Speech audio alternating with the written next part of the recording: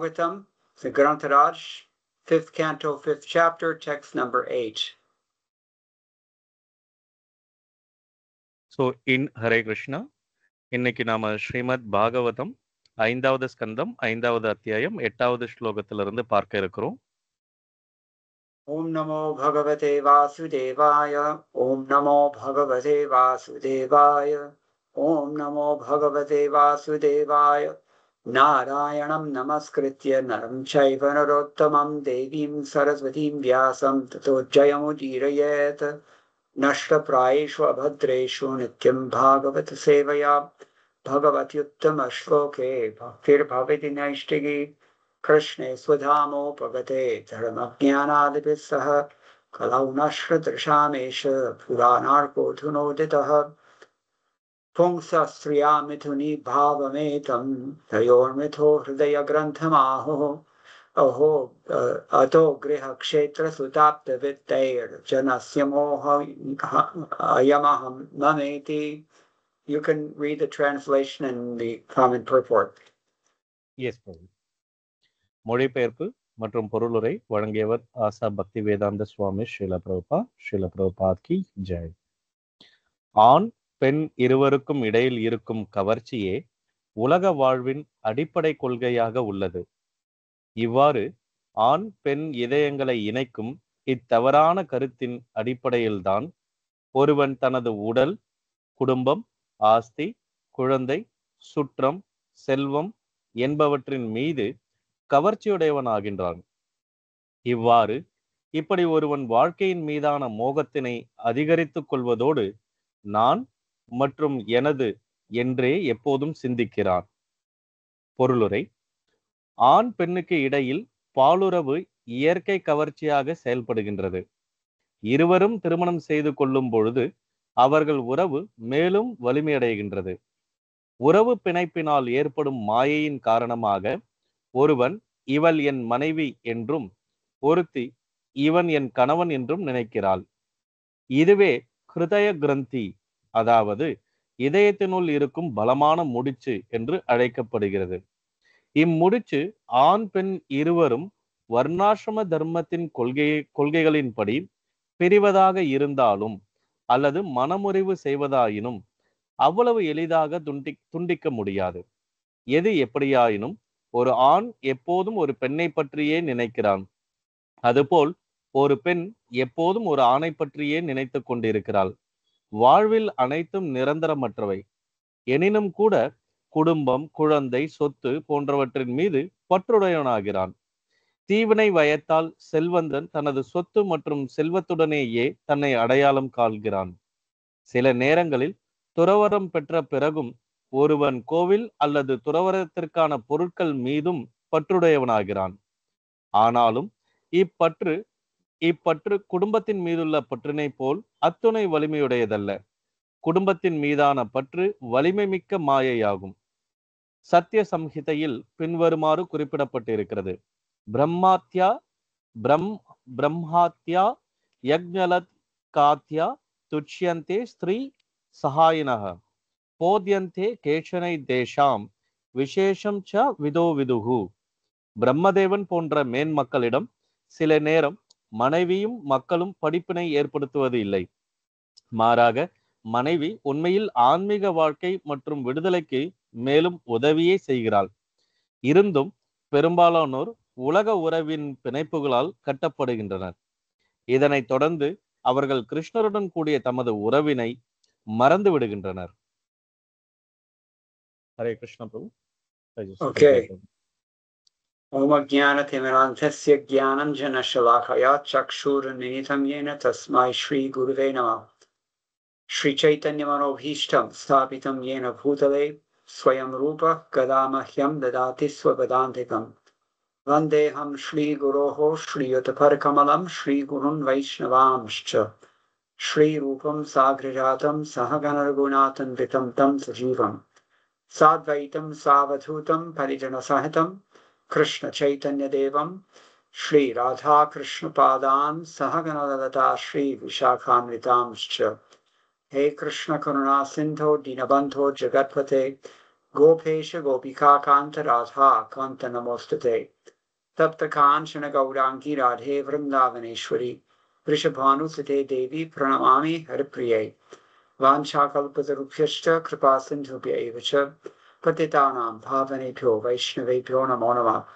Jaya Shri Krishna Chaitanya Prabhu Nityananda Shri Advaita Gadadhara Shivasadi Gaur Bhaktavrinda. Hare Krishna Krishna Krishna Hare Hare. Hare Rama Rama Rama Hare Hare. Madgavir Vigopala Sri Kuryat Kripaya Yadi. Tadaivasam Payahapitva Hrishye Yustat Priyajanaha. This is one of the most famous verses of the Srimad Bhagavatam, certainly a very essential verse to memorize, keep in mind, for those who are sadhakas, those who are trying to attain to spiritual consciousness. So இப்போது சொல்லப்பட்ட இந்த ஸ்லோகமானது யாரெல்லாம் ஆன்மீக உணர்வு பெற வேண்டும் அப்படிங்கிறதுல வந்து தீவிரமாக இருக்கிறீர்களோ அவர்கள் இந்த ஸ்லோகத்தை வந்து எப்போதும் நினைவில் கொள்ள வேண்டும். In case you haven't noticed, Srila Prabhupada is constantly quoting this verse, page after page, lecture after lecture, year after year. So நீங்க கவனிச்சீங்கன்னா தெரியும், ஸ்ரீல பிரபுபாதர் இந்த ஸ்லோகத்தை வந்து ஒவ்வொரு உபன்யாசத்திலும் ஒவ்வொரு பக்கங்கள்லையும் வந்து குறிப்பிட்டு கொண்டிருக்கிறார். Hear it, frankly. Sorry, bro. The voice is broken, bro. Frankly, we have to hear these things again and again. அதாவது நடைமுறையில் நாம இந்த ஸ்லோகத்தை மீண்டும் மீண்டும் கேட்டுக்கொண்டே இருக்க வேண்டும். So the first statement, very strong, hard-hitting statement. The attraction between male and female is the basic principle of material existence. அதாவது முதல் வரியாக இருக்கக்கூடிய ஆண் பெண் இருவருக்கும் இடையில் இருக்கும் கவர்ச்சி உலக வாழ்வின் அடிப்படை கொள்கையாக உள்ளது அப்படிங்கிறது நமக்கு மிகவும் அதிர்ச்சிகரமான தகவலாக இருக்கக்கூடியது. We might say it's the defining characteristic of the conditioned soul. இது கட்டுண்ட நிலையில இருக்கக்கூடிய ஜீவனுடைய குணாதிசயத்தை காட்டுகிறது. Without sex desire, false pride is not complete. அதாவது நம்மளிடம் வந்து காம உணர்ச்சி இல்லாம இந்த வாழ்க்கை வந்து முழுமையடைகிறதில்லை. But it doesn't just stop there. It goes on, increasing with all of its byproducts. ஆனா அந்த காம உணர்ச்சி வந்து ஒரு கட்டத்துல நிற்பதில்லை, மாறா அது தொடர்ந்து அந்த காம உணர்ச்சியால விளையக்கூடிய அந்த விஷயங்கள்ல தொடர்ச்சியா போய்கிட்டே இருக்கு. Once there is mithuni bhava, then all these other things they follow in its trail: property, home, children, relatives, wealth, etc., etc. அதாவது நமக்கிட்ட மிதுனி பாவம், அதாவது பாலியல் வாழ்க்கையின் மீதான கவர்ச்சி அது ஏற்பட்டதுன்னா நாம அதனுடைய பிடியிலே தொடர்ந்து போய்கிட்டே இருப்போமே தவிர திரும்ப முடியாது. We'll take a careful look at Srila Prabhupada's purport in a moment and listen to how Srila Prabhupada himself explained this verse. But for now, we can look and see what the commentators are saying. அதாவது நீங்க ஸ்ரீல பிரபுபாதருடைய பொருளுரைய மிக கவனமா நீங்க பாத்தீங்கன்னா அதுல பிரபுபாதர் பயன்படுத்தி இருக்கக்கூடிய வார்த்தைகள் எவ்வளவு மிக முக்கியமானதுன்றதை நம்ம பார்க்க முடியும். First thing is Madhvacharya. முதல்ல இந்த ஸ்லோகத்துக்கான விளக்கம் மத்வாச்சாரியார் கிட்ட இருந்து பார்க்கலாம். And he's the one who's quoting this verse that we have here from Satya Samhita. So அவர்தான் வந்து பாத்தீங்கன்னா சத்ய சம்ஹிதா அப்படிங்கிற அந்த ஸ்லோகத்தை வந்து குறிப்பிட்டிருக்கார். Brahmadya Yajnavalkadya Muchante Stri Sahayinaha Badhyante Kechanetesham Visheshamcha Vido Viduhu. Those who know the truth, they know the distinction between those who are bound and those who are not bound. அதாவது இந்த விஷயங்களை உணர்ந்த நிலையில இருக்கக்கூடியவர்களுக்கு வந்து யாரெல்லாம் கட்டுண்ட நிலையில இருக்காங்க, யாரெல்லாம் கட்டுண்ட நிலையில் இல்லை அப்படிங்கிற வித்தியாசம் அவர்களுக்கு தெரியும். There are a few, such as Lord Brahma or Yajnavalkya, who are able to remain liberated even while accompanying the opposite sex or assisting the opposite sex. பிரம்மதேவர் மற்றும் யக்ஞவாக்கியர் போன்றவர்கள் வந்து அவங்க கூட அவர்களுடைய மனைவிகள் இருக்கும் போதும் அவர்கள் வந்து அதனால பாதிக்கப்படாத நிலையில் இருப்பார்கள். அது மட்டுமல்ல, அவர்களுடைய மனைவிகள் கிட்ட இருந்து ஆன்மீக உதவிகள் கிடைக்கும் போதும் கூட அவர்கள் பற்றுதல் இல்லாம விடுபட்ட நிலையிலேயே இருப்பார்கள். But others, it's doubtful. ஆனா மத்தவங்களுக்கு அது மிக மிக சந்தேகமே. Even with Brahma, sometimes it's doubtful also. பிரம்மாவுக்கு கூட சில நேரம் வந்து பாதிப்படையாமல் இருப்பது சந்தேகம்தான். This morning we were discussing how Lord Brahma, at one point in his journey through this material world, he became so bewildered that he chased after his own daughter out of lust. இன்று காலையில நாங்க பார்த்துட்டு இருந்தோம். எப்படி பிரம்மதேவர் இந்த பௌதிக படைப்பினால பாதிக்கப்பட்டு தடுமாற்றம் அடைந்து தான் படைத்த தன்னுடைய மகள் மீதே வந்து கவர்ந்து ஈர்க்கப்பட்டு ஓடினார் என்று. That's not surprising. அது ஆச்சரியப்படுவதற்கு இல்லை. Every conditioned soul in this material world is harassed by his eternal enemy in the form of lust, kama. இந்த உலகத்தில் இருக்கக்கூடிய ஒவ்வொரு கட்டுண்ட ஜீவனுக்கு எதிரியாக இருக்கக்கூடிய இந்த காம உணர்ச்சி இருக்கே, அது அந்த ஜீவனை வந்து கொடுமைப்படுத்துகிறது. How many do we need to name? எத்தனை பெயர்களை சொல்ல வேண்டி இருக்கும்? It's not just in ISKCON. இது இஸ்கான்ல மட்டும் இல்ல. We have Brahmaji, we have what is that sage's name? Vishva something, no? Just now I forget. He met with Shakuntala, no? Vishwamitra, sorry, yeah. So, and we have even the Chandra, and we have, I mean, the list goes on. Demigods and sages are alike tormented by this thing. So, நாம பெரிய பட்டியலே இட முடியும். பிரம்மதேவராகட்டும், விஸ்வாமித்திரராகட்டும், இந்திரனாகட்டும், even பலதரப்பட்ட தேவர்கள் கூட இந்த காம உணர்ச்சியினால பாதிக்கப்பட்டிருக்கிறார்கள். But at other times they're okay. சில நேரங்கள் அது சரி, பிரச்சனை இல்லை. Just like us. நம்மளை போல. We put on a good show, we act very civil, sometimes we even control ourselves. சில நேரங்கள்ல நாம கூட இந்த காம உணர்ச்சியை வந்து கட்டுப்படுத்த முயற்சிக்கிறோம். But inside we're being burnt. ஆனா உள்ளுக்குள்ள அந்த காம உணர்ச்சி வந்து தீயா கொழுந்து விட்டு எரியுது.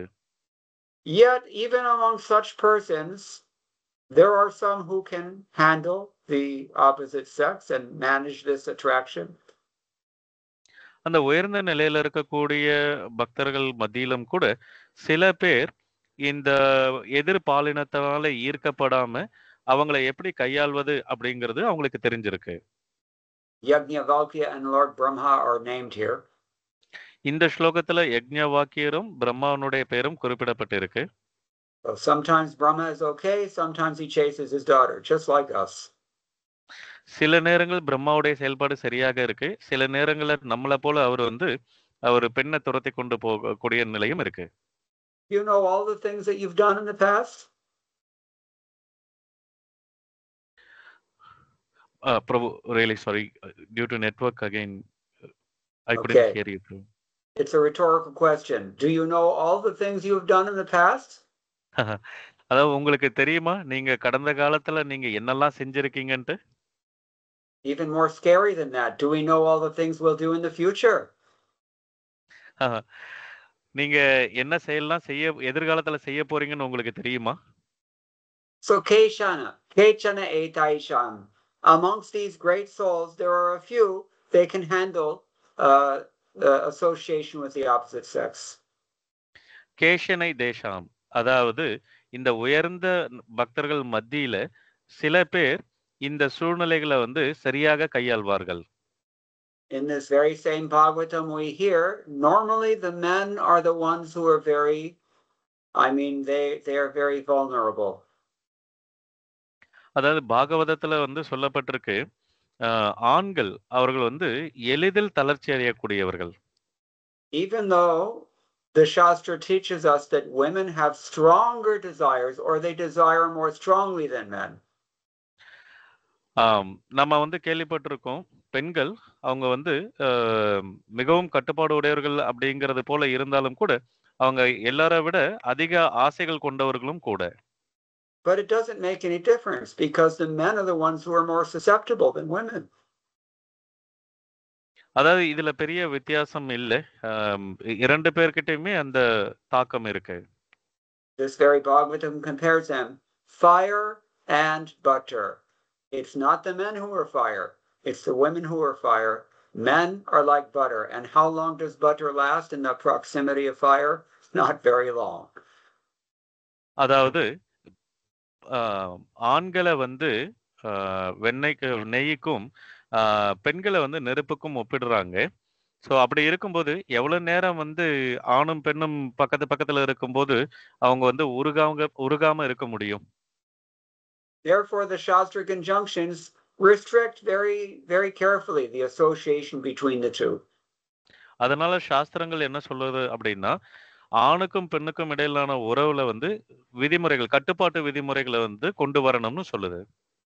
So, Kechana, amongst these great souls, a few of them can handle it, but otherwise, badhyante, we're all bound.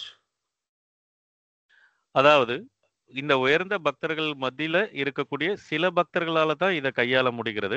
மத்த எல்லாருக்கும் வந்து அது கடினமாகத்தான் இருக்கு.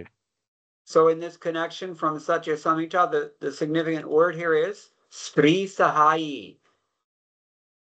இந்த சத்திய சமஹிதையில இருக்கக்கூடிய முக்கியமான வார்த்தைகள் ஒன்று ஸ்ரீ சஹாயி. Yes.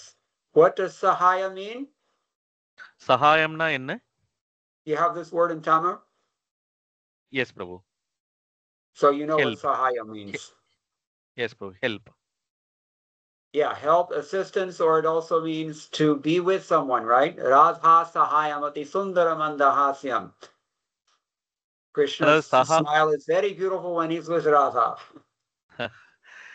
ஸோ சகாயம் அப்படிங்கிற வார்த்தை நமக்கு தமிழ்லயும் இருக்கு. சகாயம்னா உதவின்னு சொல்லலாம், இல்ல கூட இருக்கக்கூடியவர்கள் அப்படின்னு சொல்லலாம். கிருஷ்ணர் வந்து ஸ்ரீமதி ராதாராணி கூட இருக்கும்போது அவர் வந்து மிக ஆனந்தமாக இருப்பார். And the word is particularly Stri Sahaya, when you help women or when you associate with women, either way.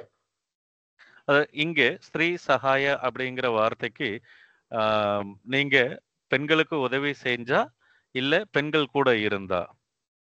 So this is what the wise know. This is all Madhvacharya says. Generally Madhvacharya's comments are very brief. So இதுதான் வந்து நம்ம மத்வாச்சாரியருடைய விளக்க உரையிலிருந்து பார்க்கிறோம். பொதுவா மத்வாச்சாரியருடைய விளக்க உரை வந்து சிறியதாக இருக்கும். And he often quotes from obscure sources as he has tonight. வேற ஏதாவது இருக்க மூலங்கள்ல இருந்து வரக்கூடியது வந்து அவர் வந்து ஏற்றுக்கொள்வதில்லை.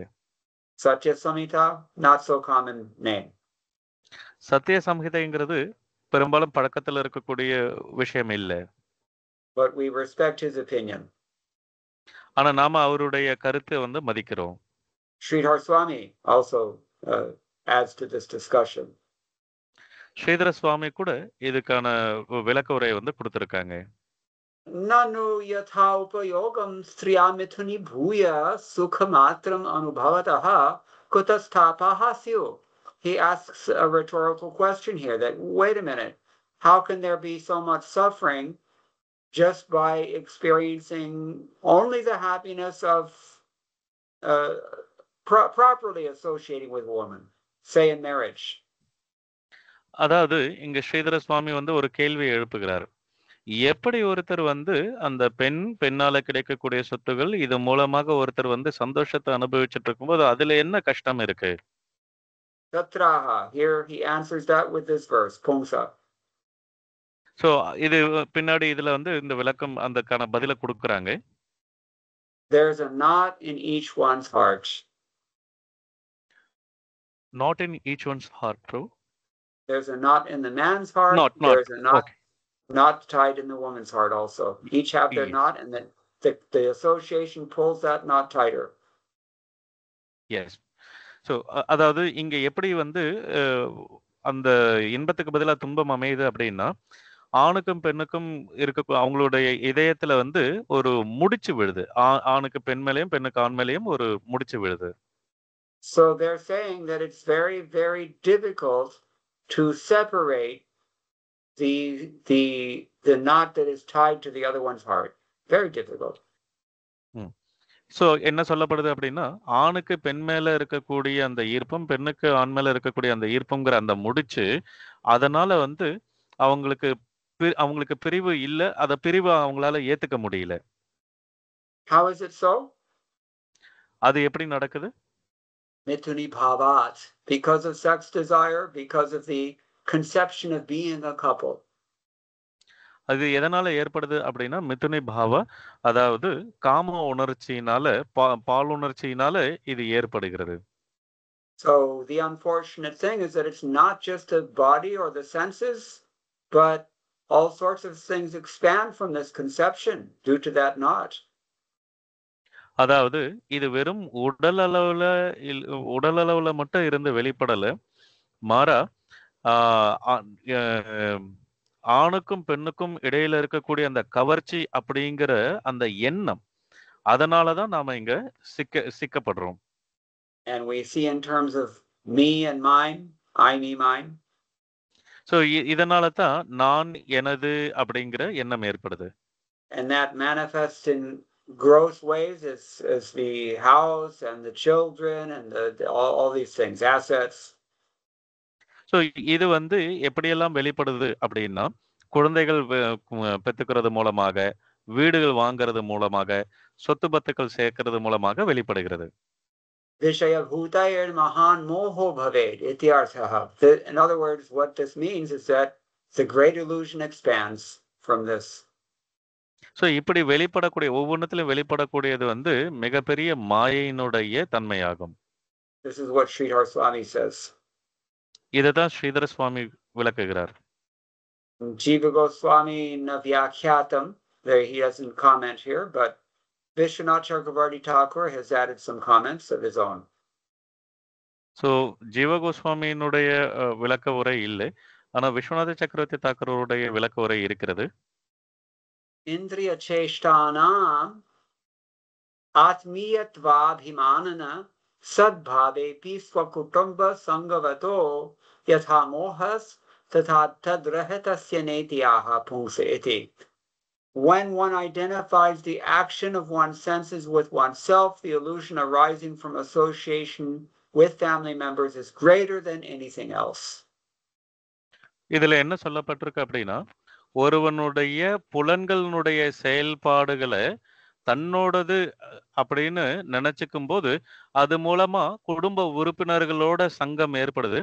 இதுதான் மிகப்பெரிய மாயை.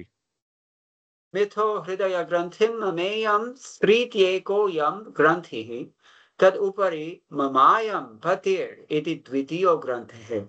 Tena pungso vairagyena tyaktum ishtvapi strirnatam jahat iti bandhasya gardhatvam upalakshanam pita putrayorapi jneyam. He says that two knots are tied between the husband and the wife. அதாவது கணவனுக்கும் மனைவிக்கும் இடையில வந்து 2 முடிச்சுகள் வந்து இருக்கிறது. One knot is, quote, this is my wife. அந்த 2 முடிச்சுகள்ல ஒரு முடிச்சு வந்து இவள் என்னுடைய மனைவி அப்படிங்கிறது. And what's the second knot? இரண்டாவது முடிச்சு என்ன? The second knot is, this is my husband. இரண்டாவது முடிச்சு வந்து இவன் என்னுடைய கணவன் அப்படிங்கிறது இரண்டாவது முடிச்சு. Even though the man may desire to give up the relationship, the wife will not give him up. சில நேரங்கள்ல ஆண்கள் வந்து அந்த மனைவியினுடைய சகவாசம் அந்த உறவு முறை வேண்டாம் அப்படின்னு நினைச்சாலும் கூட அந்த பெண் விடுவதாக இல்லை. Yes. Not relationships, plural. He wants to give up all worldly attachments and take sannyas, presumably. அதாவது பெண்ணோட மனைவியோட இருக்கக்கூடிய உறவு மட்டும் இல்லை, ஆனா அதை தொட்டு இருக்க எல்லா உறவுகளையும் எல்லா விஷயத்தையும் துறந்து அவன் வந்து சன்னியாசம் எடுத்துக்கணும் அப்படின்ற நினைச்ச போதிலும் அது நடப்பதில்லை. but he's not free. There's a rope tying him to the wife. அவனால எளிமையா சந்நியாசம் எடுத்துற முடியாது. ஏன்னா, அவன் வந்து அந்த மனைவியினிடத்துல இருக்கக்கூடிய அந்த கணவன், மனைவின்ற அந்த உறவினுடைய கயிற்றால கட்டப்பட்டிருக்கான். And then all the byproducts you have to consider also. அதேபோல அந்த மனைவியை தொட்டு உருவாகி இருக்கக்கூடிய பிற விஷயங்கள், அதாவது குழந்தைகள் மத்தது எல்லாத்தையும் கூட நாம கவனத்துல கொள்ள வேண்டியிருக்கு. Not tied between father and son is also implied here.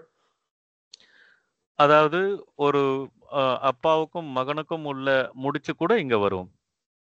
कुटुम्बराहित्येतो वस्त्रासनपात्रादिषु आत्मीयत्वेनाभिमनं सद्भावेऽपि मिथो ग्रन्थिभावान् न तादृशो बन्ध इति भावः. That means that if one is not attached to a family but identifies as one's possessions, one's clothing, chair, or utensils, the bondage is not so great since there's no mutual bondage. It's only one person's attachment, not two people's attachment. ஒரு சில நேரங்கள்ல அந்த மனிதன் வந்து குடும்பத்து மேல பற்றுதல் இல்லாம இருக்கலாம். ஆனா அதே நேரம் குடும்ப பொருட்கள், சொத்துகள் அது மேல வந்து அவனுக்கு பற்றுதல் இருக்கலாம். அப்போ அந்த குடும்ப நபர்கள் மேல பற்றுதல் இல்லாம இருக்கிறதுனால, இங்க 2 முடிச்சுன்னு சொல்வதற்கு இல்ல, 1 முடிச்சு அப்படின்னு சொல்லலாம். So the problem with Mithuni Bhava is that it's not singular, it's dual, at least. இங்கே மிதுனி பாவம் அப்படின்னு சொல்லப்படுறது வந்து ஒரு நபர்கிட்ட இருந்து வெளிப்படக்கூடிய அந்த பற்றுதல்ன்ற முடிச்சு கிடையாது. அது 2 நபர்கள் சம்பந்தப்பட்ட 2 முடிச்சுகள். Think of it this way. If you have a knot on a rope and 2 people on each side of that rope pulling as hard as they can, how in the world will that knot become untied? நீங்க கொஞ்சம் நினைச்சு பாருங்க.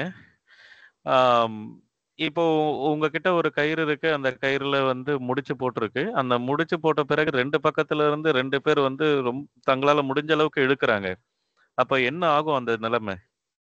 If there's only one person holding on to a rope with a knot in it, he can untie it. But with 2 people, it's very tough. இப்போ ஒரே ஒரு நபர் தான் இருக்காரு அப்படின்னும்போது, அந்த முடிச்ச இழுக்கிறதுக்கு இன்னொரு ஆள் இல்ல. அப்போ அவரால வந்து அந்த முடிச்ச எளிமையா அவிழ்த்துக்க முடியும். So, the illusion isn't so great if one's on his own. மாயையானது மிக பெரிய விஷயமாக இங்க இருக்கு. ततो मिथो हृदय ग्रन्थिस् ततो हेतुर गृहादिपिरहं गृही मम गृहम् इत्येवं मोहो bhavati. In this way he experiences illusions such as this is my house, I'm a householder, etc., etc. இவ்விதமாக அந்த மாயையினுடைய தாக்கத்தினால அந்த நபர் வந்து இது என்னுடைய குடும்பம், இது என்னுடைய வீடு அப்படின்னு சொல்லிட்டு அவன் சிந்திக்க ஆரம்பிச்சிடுறான். Now, Srila Prabhupada gave a class on this verse in October 30th, 1976, here in Vrindavan. இந்த ஸ்லோகத்தை பத்தி ஸ்ரீல பிரபுபாதர் அக்டோபர் 30ஆம் தேதி 1976ல விருந்தாவனத்துல உபன்யாசம் கொடுத்திருந்தார். And Prabhupada said, this is the material world. Aham mameti. I and mine. பிரபுபாதர் சொல்றாங்க, இந்த உலகம், இந்த பௌதிக உலகமானது நான் எனது என்பதால் ஆனது அப்படின்னு சொல்றாங்க. Yeah, this is mine, this is my property, this is my country, this is my society, my this, my that, I, mine. அதாவது இது என்னுடைய தாய், இது என்னுடைய தந்தை, இது என்னுடைய நாடு, இது என்னுடைய சொத்து அப்படின்னு சொல்லிட்டு நான் எனதுங்கிறதே இங்க இருந்துருக்கு. But that's not what Krishna describes in Bhagavad Gita chapter 5 text 29. ஆனா அப்படி வந்து கிருஷ்ணர் பகவத்கீதையில வந்து சொல்லல. பகவத்கீதை 5வது அத்தியாயம் 29வது ஸ்லோகம். You can be happy in a world where everyone is trying to be the center. அவர் என்ன சொல்றாரு அப்படின்னா, இந்த உலகத்துல இருக்கக்கூடிய ஒவ்வொரு நபரும் தன்னை மையப்படுத்திக் கொள்ளும் போது எப்படி எல்லோரும் ஆனந்தமாக இருப்பார்கள் அப்படின்னு சொல்லி கேட்கிறார். I heard a lecture from Bhakti Vikas Swami. நான் பக்தி விகாச சுவாமியினுடைய உபன்யாசத்தை கேட்டேன். Not lecture, talk. உபன்யாசம் இல்ல, ஒரு உரையாடல். So he said, when people come to him for advice about what to do if they want to get married, he advises them not to get married. So மகாராஜர் கிட்ட வந்து பக்தர்கள் வந்து நாங்க கல்யாணம் பண்ணிக்கலாமா அப்படின்னு அவங்க வந்து கேட்குறாங்க. அப்ப மகாராஜ் சொல்றாரு, இல்ல நீ கல்யாணம் பண்ணிக்க வேண்டாம் அப்படிங்கிறாரு. Worldwide, there is currently a big crisis of problem in that women require marriage and men don't want to get married, not because they're renounced, but because they don't want to deal with a headache. அதாவது இன்னைக்கு உலக நடப்பு எப்படி போயிட்டு இருக்கு அப்படின்னா, ஒரு பெண்ணானவள் வந்து கல்யாணம் பண்ணிக்கணும்னு நினைக்கிறாப்ல. ஆனா அந்த ஆண் வந்து கல்யாணம் பண்ணிக்க நினைக்கல. காரணம் துறவுனால இல்ல, மாறா இந்த தொந்தரவுகளுக்கு உள்ள போய் மாட்டிக்க கூடாதுன்னு நினைக்கிறாங்க. Men want to get married to have a wife, but Marxist society doesn't train up wives. Marxist society trains up competitors. அதாவது இந்த திருமண பந்தத்துல வந்து பாத்தீங்க அப்படின்னா, ஆண் கூட திருமணம் செய்துக்கணும்னு நினைக்கலாம். ஆனா இந்த இடத்துல யாருக்குமே சரியான பயிற்சி அளிக்கப்படவில்லை. So too many cooks in the kitchen is a problem. So சமையல் அறையில வந்து நிறைய சமையல் செய்யக்கூடிய நபர்கள் இருக்காங்க. அதுதான் பிரச்சனை. Therefore Krishna gives what Prabhupada calls the peace formula. கிருஷ்ணர் சொன்னதா சில பிரபுபாதர் கொடுத்தது வந்து அமைதிக்கான ஒரு வழிகாட்டுதல். Bhoktaram yajñatapasam sarvaloka maheshwaram suhridam sarvabhutanam. If you know that I'm the proprietor, that I am the enjoyer, and I'm the controller, then you will be peaceful. So இந்த ஸ்லோகத்தின்படி கிருஷ்ணர் சொல்றார், நான் தான் அனைத்துக்கும் எஜமானர், நானே பரம அனுபவிப்பாளர், நானே அனைத்தையும் கட்டுப்படுத்துபவர் அப்படின்னு சொல்றார். இது நாம புரிஞ்சுக்கும் போது நமக்கு வந்து அமைதி கிடைக்கும். But this is not the world in which everyone wants to recognize someone else as the controller, the enjoyer, or the friend. ஆனா இந்த உலகத்துல இருக்கக்கூடிய நாமளோ இந்த கருத்தை ஏத்துக்கிறதுக்கு, அதாவது வேற யாரோ ஒருத்தர் வந்து அனுபவிப்பாளராகவும் நம்ம கட்டுப்படுத்துபவராகவும் இருக்கிறத ஏத்துக்கிறதுக்கு மனம் இல்லை. Therefore Ishopanishad tells us first thing, Ishavasya sarvam, all this that you see, this is all the residence of the Supreme Lord. அதனால்தான் ஈஷோபனிஷதத்துல முதல் ஸ்லோகத்துல சொல்லப்பட்டிருக்கு, இங்க இருக்கக்கூடிய அனைத்துமே பகவானுடைய சொத்துகள் அப்படின்ட்டு. Just like we have China's attacking everybody around them, but we have, for example, Ukraine and Russia. They're both fighting over the same land. Ukraine is saying this is our land, and Russia is saying no, this is our land. Foolish. அதாவது நீங்க பார்க்கலாம், China வந்து எல்லோரையும் கட்டுப்படுத்துறதுக்கு முயற்சிக்கிறாங்க. இன்னொரு பக்கத்துல வந்து ரஷ்யாவும் உக்ரைனும் சண்டை போட்டுக்கிறாங்க. உக்ரைன் சொல்றாங்க இது எங்களுடைய இடம் அப்படின்னு, ரஷ்யா சொல்றாங்க இது எங்களுடைய இடம்னு. இது முட்டாள்தனம். And similarly, 200 or 300 years ago in North America, we have the people from Europe just came and just decided this is ours. It doesn't matter that there's already other people living there. They just took over. 200-300 வருடங்களுக்கு முன்னாடி வடக்கு அமெரிக்காவில் வந்து பாத்தீங்கன்னா ஐரோப்பியர்கள் வந்து அங்க தங்கிட்டு இது வந்து எங்களுடைய இடம் அப்படின்னு சொல்ல ஆரம்பிச்சிட்டாங்க. So this is a complete antithesis of what Ishopanishad is encouraging, to see everything as God's property. So இந்த நினைப்பானது ஈஷோபனிஷதத்துல சொல்லப்பட்டுள்ள கருத்துக்கு எதிரானது. அதாவது இது அத்தனையுமே கடவுளனுடைய சொத்து அப்படிங்கிற கருத்துக்கு எதிராக இருக்கு. So who does it really belong to? So இது எல்லாமே யாரை சார்ந்து இருக்கு? Or maybe we should ask, where does this illusion that this is mine, this is my thing, my country, my this, my that, where does that illusion come from? Mithuni bhava. அதாவது இது என்னுடைய வீடு, இது என்னுடைய மக்கள், என்னுடைய நாடு அப்படிங்கிற இந்த எனதுன்னு சொல்லக்கூடிய இந்த மாயை இது எங்க இருந்து வந்தது அப்படின்னா, இது மிதுனு பாவம், அதாவது பாலியல் சம்பந்தமான அந்த வாழ்க்கையிலிருந்து வருகிறது. This is how it begins. இப்படிதான் அது ஆரம்பிக்கிறது. Prabhupada said men are good, women are good. Men plus women, not good. Sorry, bro. Man is good, woman is good. No, men are good, women also good, but men plus women, that's not good. Okay. So ஆண்கள் தனியாக நல்லவர்கள், பெண்கள் தனியாக நல்லவர்கள். ஆனா ஆணும் பெண்ணும் சேரும்போது அப்போ அது மாறிடுது. I mean, there are religious principles and restrictions that try to sanctify this situation, but the basic principle is contaminated. The basic principle is that I want to be the enjoyer instead of stepping aside and letting Krishna be the enjoyer. அதாவது அடிப்படையில பார்த்தீங்கன்னா, ஆணுக்கும் பெண்ணுக்கும் உள்ள உறவு முறையை வந்து வேதங்கள்ல வந்து விதிமுறைகள் இருக்கு. அது வந்து எப்படி அந்த சூழ்நிலைய வந்து புனிதப்படுத்துறது அப்படின்னு சொல்லி இருக்கு.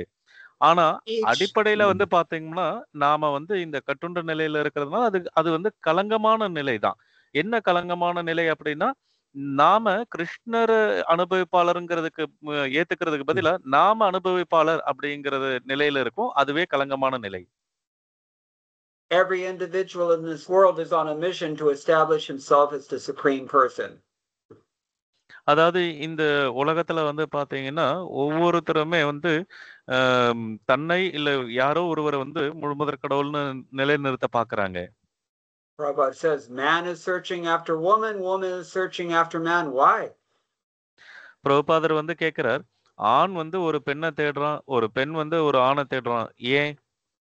A man is assuming himself to be the Adi Purusha or the Padama Purusha, the supreme person, but he requires Lakshmi.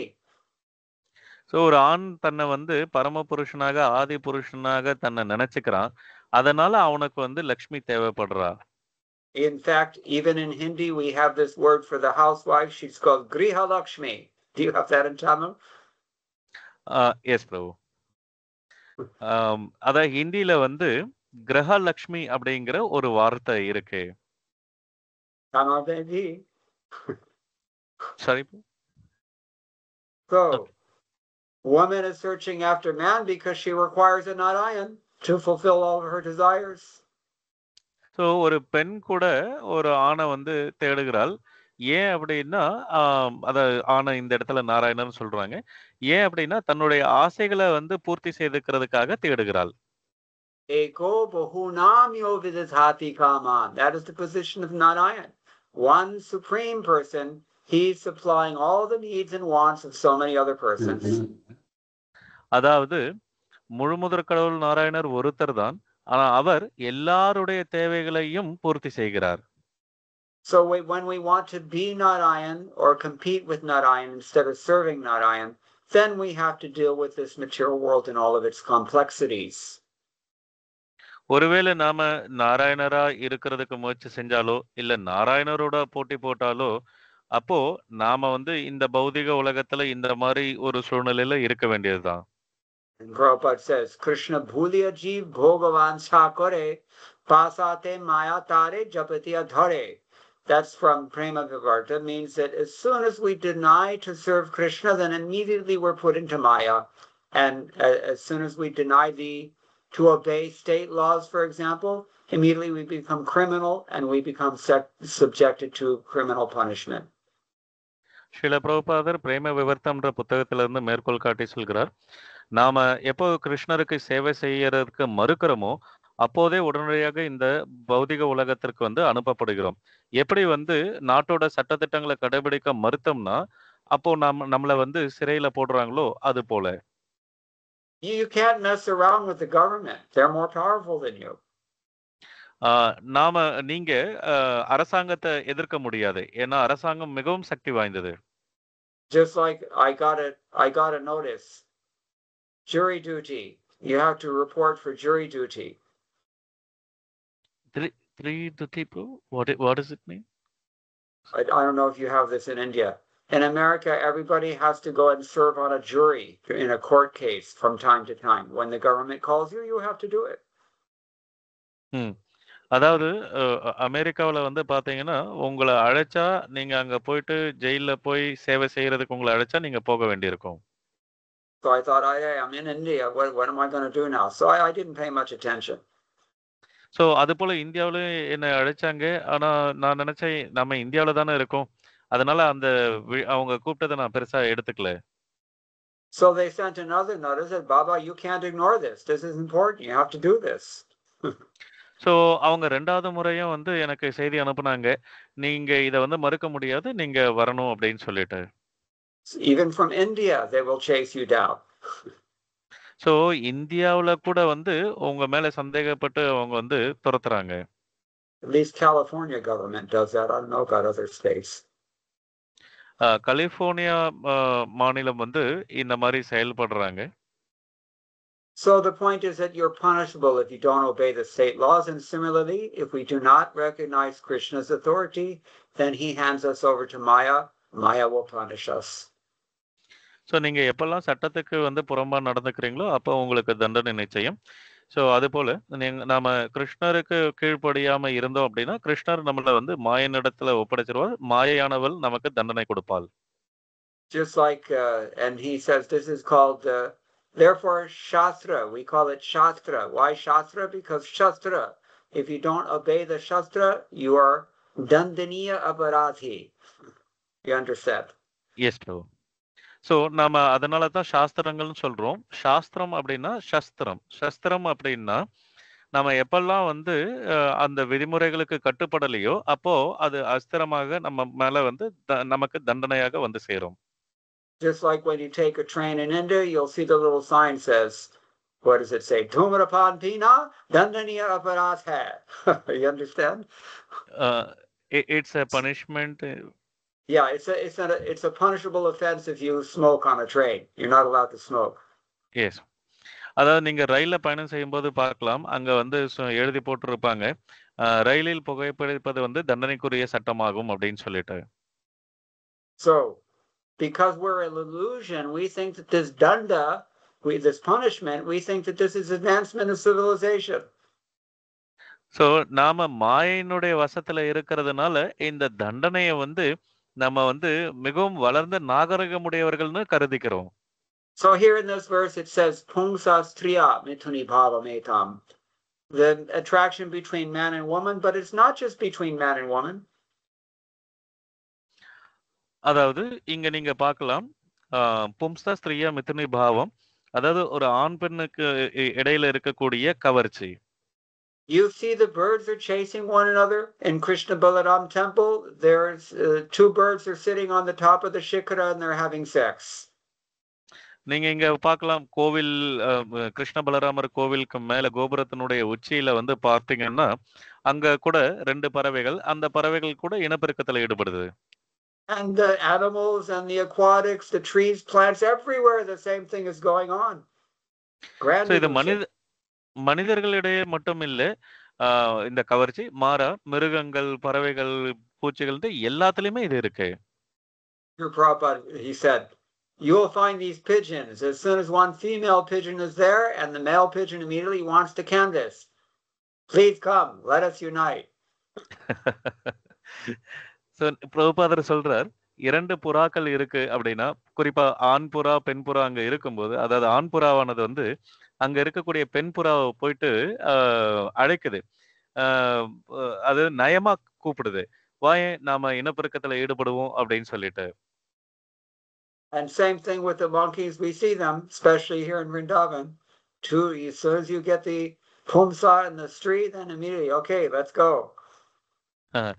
So இதே விஷயத்த நீங்க குரங்கு கிட்டேயும் பார்க்க முடியும். அதுவும் குறிப்பா விருந்தாவனத்துல இருக்கக்கூடிய குரங்குகள் பெண் குரங்கை பார்த்த உடனே வா போலாம் அப்படின்னு வந்து அதை கூப்பிட்டுக்குது. This attraction is there. This is the root cause, or it's the basic principle, Prabhupada says, of material existence. So இதுதான் நாம பௌதிகத்துல வந்து இருக்கிறதுக்கான அடிப்படை காரணம் அப்படின்னு சில பிரபுபாத் சொல்றாரு. Now, what is the essence of this essence of material existence? What is the quintessence of material existence? So, இந்த பௌதிக இருப்பினுடைய சாராம்சம் தான் என்ன? So, that is that I am the enjoyer. Everybody wants to be the predominator. So, அது என்ன அப்படின்னா, நான் தான் அனுபவிப்பாளர் அப்படின்னு நினைச்சுக்கிறது. எல்லாரையும் என்னுடைய கட்டுப்பாட்டுல வச்சுக்கிறதுன்னு நினைக்கிறது. Everyone has got that feeling, I shall enjoy. So எல்லார்கிட்டயும் அந்த எண்ணம் இருக்கு, நான் அனுபவிக்கிறேன் அப்படின்ட்டு. Nobody is feeling that I shall be enjoyed. ஆனா யார்கிட்டயும் இந்த எண்ணம் இல்ல. அ நான் படுபவரா இருக்கிறேன் அப்படின்னு சொல்லிட்டு. Nobody wants to cultivate this idea that I will be predominated. Nobody wants that in this world. அதாவது யாருமே வந்து என்ன ஒருத்தர் ஆளட்டும்னு யோசிக்கிறதே கிடையாது. Krishna consciousness movement, Prabhupada says, means to learn how to be predominated, not to become an artificial predominator. அதாவது ஸ்ரீல பிரபுபாதர் சொல்றார், கிருஷ்ண உணர்வு இயக்கம் அப்படிங்கிறது என்ன அப்படின்னா, நாம பகவானால ஆளப்படக்கூடிய நிலைக்கு இருக்கணும். மாறா நாம எல்லாத்தையும் ஆளணுங்கிறத நினைக்க கூடாது. So Krishna comes to this world, he says, I am the predominator. He says it so many times in Bhagavad Gita.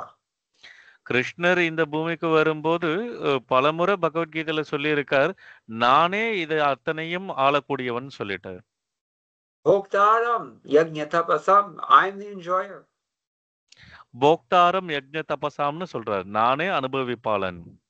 Therefore he can also demand sarva dharman parityajya mam ekam sharanam vraja. அதனால அவர் நம்ம கிட்ட வந்து சொல்றார், நீ என்கிட்ட வந்து சரணடைஞ்சுதான் ஆகணும் அப்படின்னு சொல்றார், வலியுறுத்துறார். As soon as we turn our face away from Krishna and entertain the concept of maybe competing with him, Maya's right there, ready to take over and give us a good slap. நாம வந்து கிருஷ்ணருக்கு எதிரா திரும்பணும் அப்படின்னா, கிருஷ்ணரோட போட்டி போடணும் அப்படின்னு நினைச்சா, அங்க மாயை வந்து நிப்பா. அவன் நம்ம கன்னத்துல ஓங்கி ஒரு அற விடுவா. And everybody has to obey.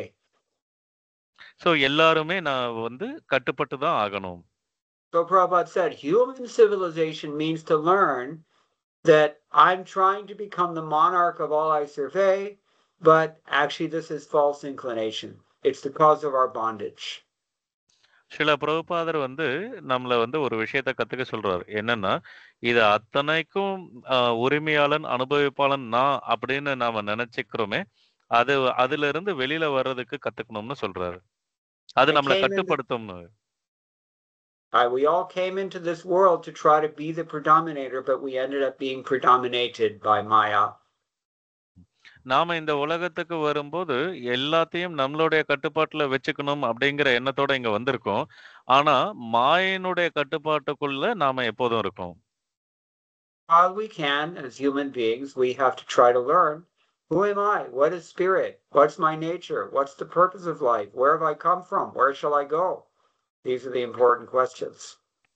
So மனிதனா இருக்கக்கூடிய நாம கொஞ்சமாச்சும் வந்து கேள்விகள் கேட்கணும். நான் யாரு? நான் எங்கிருந்து வந்தேன்? என்னுடைய இருப்பினுடைய நோக்கம் என்ன? அப்படின்னு நம்ம கேட்கணும். So what do we call this life in which one is not trained up to understand the real problems of life? வாழ்க்கையினுடைய உண்மையான பிரச்சனைகள் என்னன்னு தெரிஞ்சுக்காம இருக்கக்கூடிய இந்த நிலையை என்னன்னு சொல்லுவாங்க? That's called animal life. No conception of what the purpose is, anything, no knowledge of anything, both jatsa. So அது வந்து மிருக வாழ்க்கைன்னு சொல்லப்படுது. ஏன்னா நாம எதை பத்தியும் எந்த கேள்வியும் கேட்காம நாம அப்படியே போய்கிட்டே இருக்கிறோம். If we remain satisfied even as we're being kicked left, right, and center, that miserable condition of life is nothing. We're nothing but animals. அதாவது நாம எல்லா விதத்திலையும் அடி வாங்கிட்டு இருக்கும் போதும் அதுல வந்து நாம திருப்தி அடைஞ்ச நிலையில இருக்கோம் அப்படின்னா அது கண்டிப்பா மிருகத்தை விட உயர்ந்த தன்மை இல்லை. There's a line of animals being herded into the slaughterhouse. அதாவது மிருகங்கள் வந்து இந்த கசாப்பு கடையை நோக்கி அது பாட்டும் போய்கிட்டே இருக்கும். And they're all clueless. அதுக்கு தெரியறது இல்ல தான் எங்க போறோம்ட்டு. No idea what's going to happen in a few moments only. இன்னும் சில நொடிகள்ல தனக்கு என்ன நடக்க போகுதுங்கிறது வந்து அதுக்கு தெரியறது இல்ல. It's like we don't know what kind of tests lie ahead for each of us. நம்மள போல. ஏன்னா நமக்கும் அடுத்து என்னெல்லாம் நம்ம வாழ்க்கையில நடக்க போகுதுன்றது வந்து தெரியறது இல்ல. You don't think, where am I going? What's going to happen? Why am I doing this? They can't think like that. That's an animal. So நாம கூட நாம எங்க போறோம், இல்ல என்ன நடக்குது நம்ம வாழ்க்கையில, சோ அப்படியே நம்ம யோசிக்கிறது இல்ல. சோ இது வந்து மிருகத்தனமான வாழ்க்கை. So the animals, they're being slaughtered like this, but they have no knowledge. This is illusion.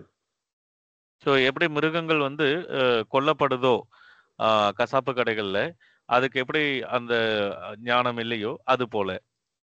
And if we just carry on throughout our lives, trying to grab as much as we can while it lasts, with no question of who we are, where we're coming from, why it's all here, who's controlling it, what is our purpose, then we're no better than these animals. So the same stupid animals who are having sex on top of the Krishna Balaram Mandir.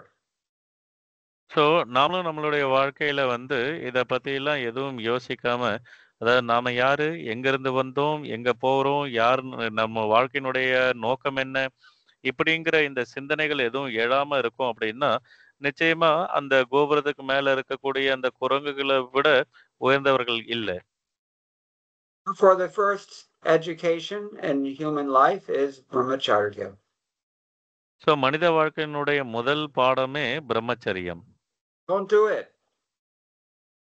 So நாம என்ன செய்யக்கூடாதுன்னு சொல்லி தராங்க. Don't enter this animal life. Pumsasriyamithuni bhavametam. So இந்த மிருகத்தனமான வாழ்க்கைக்குள்ள செல்லாதீங்க அப்படின்னு சொல்லி தராங்க. Better to remain brahmachari. If you can do this, then that is the best thing. நீங்க இந்த மிதுனுபாவம் சொல்லக்கூடிய இந்த பாலியல் வாழ்க்கையில வந்து செல்லாதீங்க, மாறா நீங்க வந்து பிரம்மச்சரியாகவே இருங்க.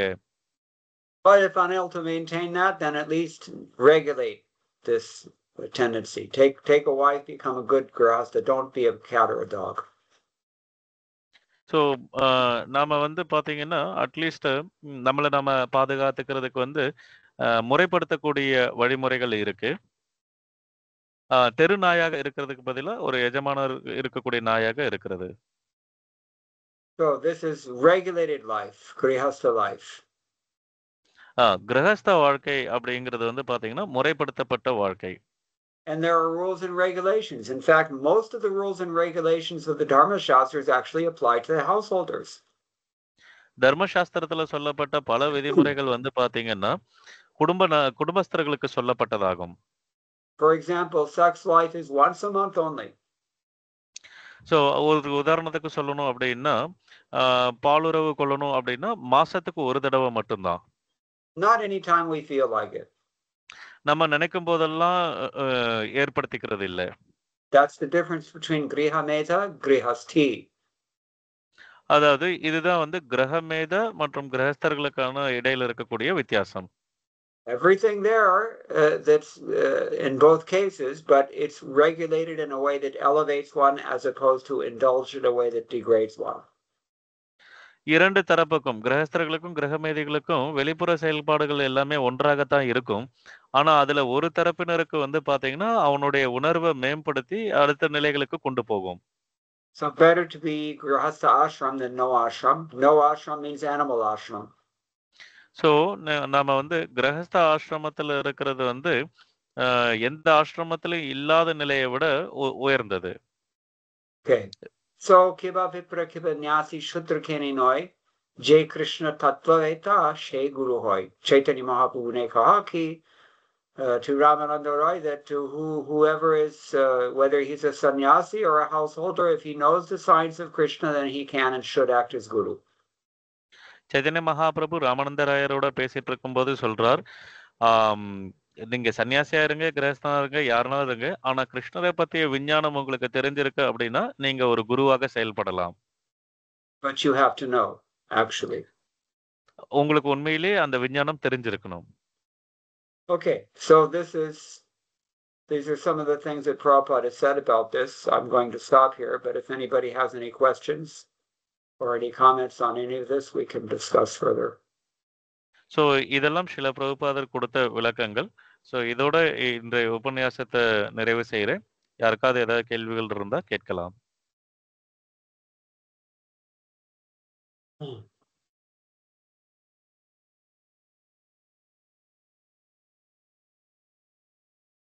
So, Prabhu, I think one Mataji raised her hand. You can shortly Priya. Hare Krishna Prabhuji, Dandavat Pranam, Jai Shri Prabhupada. So there is a lot of emphasis here on householders, but there are some who are not like technically in a household life where they're not married, does this mean that it's more easy for them to give up what they have and take surrender 100% to Krishna? It doesn't seem that way, at least in my opinion or my experience. It doesn't seem that way. So I was just trying to understand.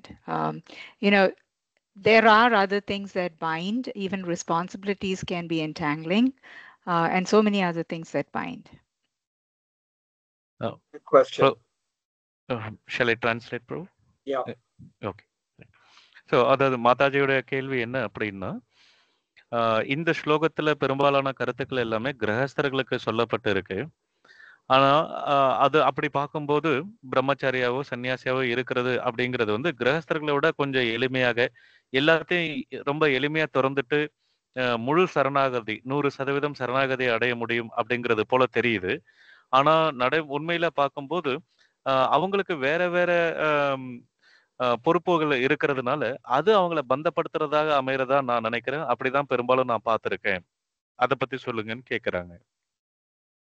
Oh, yeah. The Prabhupada also mentions this in his purport that, for example, some householder who feels a little bit pinched by these strong words in the purport, he may object that, well, you people also, you get attached to your ashram possessions and whatever. That is true.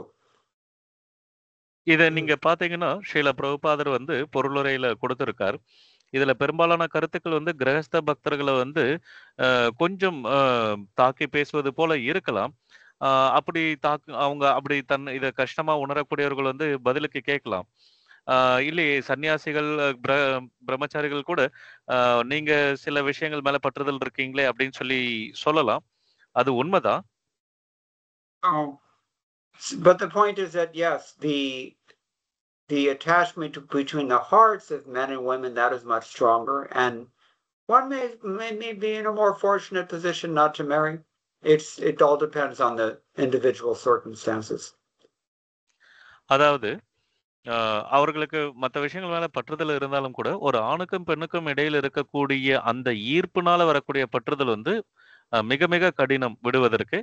ஆனா சாதாரண நிலையில மற்ற பிரம்மச்சாரி போன்ற நிலையில இருக்கக்கூடியவர்கள் வந்து அவங்களுக்கு சரணடைவது வந்து கொஞ்சம் எளிது. அதே நேரம் அவங்களுடைய சூழ்நிலையை பொறுத்து அவர்கள் வந்து எதுல இருக்கிறதுன்னு முடிவு செய்துக்கலாம். It's definitely much easier to say that men without marriage, they can pretty much get by pretty well. They will not be that entangled also. ஆனா நம்ம நிச்சயம் ஒரு விஷயம் சொல்ல முடியும். ஆண்கள் திருமணம் செய்து கொள்ளாத ஆண்கள் அவங்களுக்கு சரணடைகிறது வந்து மிக மிக எளிதான ஒரு விஷயமாக இருக்கும். Unmarried men, of course, means no association with the opposite sex, no sexual attachments of any sort. திருமணமாகாத நபர்கள் அப்படின்னு சொல்றதோட அர்த்தம் என்ன அப்படின்னா எந்த ஒரு பெண்ணோடும் எந்த விதத்திலும் தொடர்பு இல்லாதவர்கள் அப்படின்னு அர்த்தம். Problem is that in modern society we have this widespread phenomena, women who are not married also. That's a problem. ஆனா அதே நேரம் வந்து நீங்க பாத்தீங்கன்னா பெண்கள் அவங்க திருமணம் செய்து கொள்ளாம இருக்கிறது வந்து பிரச்சனையாக இருக்கும். That life is more difficult. அவர்களுடைய வாழ்க்கை வந்து மிக கடினமானது. Because the natural psychology of women is to be married. பெண்களுக்கான இயற்கை சுபாவம் வந்து திருமணம் செய்து கொண்டு இருப்பது. But in all cases, everything is, of course, always individualized because we're all persons. So எப்படி பார்த்தாலும் இது ஒரு தனிப்பட்ட நபருடைய சூழ்நிலையை பொறுத்து எடுக்க வேண்டிய முடிவுகளாகும். Among the many reasons that we have to accept a bona fide spiritual master is that he can consider our situation very carefully, he can empathize with our condition, and he can advise us appropriately. அதாவது அங்கீகரிக்கப்பட்ட ஆன்மீக குருதேவர்கள் வந்து நம்மளுடைய சூழ்நிலைகள் என்ன அப்படிங்கறத உள்வாங்கி புரிஞ்சு அதற்கேற்ப அவங்க வந்து நமக்கு வழிகாட்டுவாங்க. Srila Prabhupada was uncompromising in his endorsement of these authoritative statements from our tradition, statements of these great sages and dharma shastras and such authorities. So not agreed, Prabhu, or he was uncompromising about endorsing these authorities. அதாவது நம்மளுடைய கல பரம்பரையில வரக்கூடிய முனிவர்கள், சாதுக்கள் இந்த மாதிரி முன்னாடி வந்தவங்க என்ன சொல்லி இருக்காங்களோ இந்த விஷயங்கள்ல, அதிலிருந்து ஸ்ரீல பிரபுபாதர் சற்றும் பிறழாமல் இருக்கிறார். Fortunately for us, Srila Prabhupada also had sufficient spiritual realization, integrity, and empathy so that he could properly guide everyone individually, even in sometimes unorthodox ways, apparently. Srila பிரபுபாதர் இந்த பரம்பரையில வரக்கூடியவர். அவர் வந்து எல்லோருக்குமே அத தனிப்பட்ட முறையிலும் கூட அவங்களுக்கு தேவையான வழிகாட்டுதலை வந்து கொடுக்கறாங்க. அவங்க முறையற்ற நிலையில இருந்தாலும் கூட அவர்களுக்கு தேவையான அறிவுரையை வழங்குறாங்க. One has to accept a spiritual master of that caliber. So அதனால ஒருவர் வந்து ஆன்மீக குருவினுடைய அந்த வார்த்தையை ஏற்றுக்கொள்ளணும். And one has to, in all circumstances, one has to surrender to Krishna, as we heard. So எப்படிப்பட்ட சூழ்நிலையாக இருந்தாலும் ஒருத்தர் கிருஷ்ணர் இடத்துல சரணடையணும். Anything else? Thank you, Prabhuji. வேற ஏதாவது கேள்விகள் இருக்கிறதுங்களா? No other questions? Then we can adjourn. Thank you all very much. All glories to Srila Prabhupada. Vanchakalpatarubhyascha kripasindhubhya eva cha patitanam bhavanebhyo Vaishnavebhyo namo namo. Hare Krishna. Hare Krishna. Dandavat Pranam Prabhu.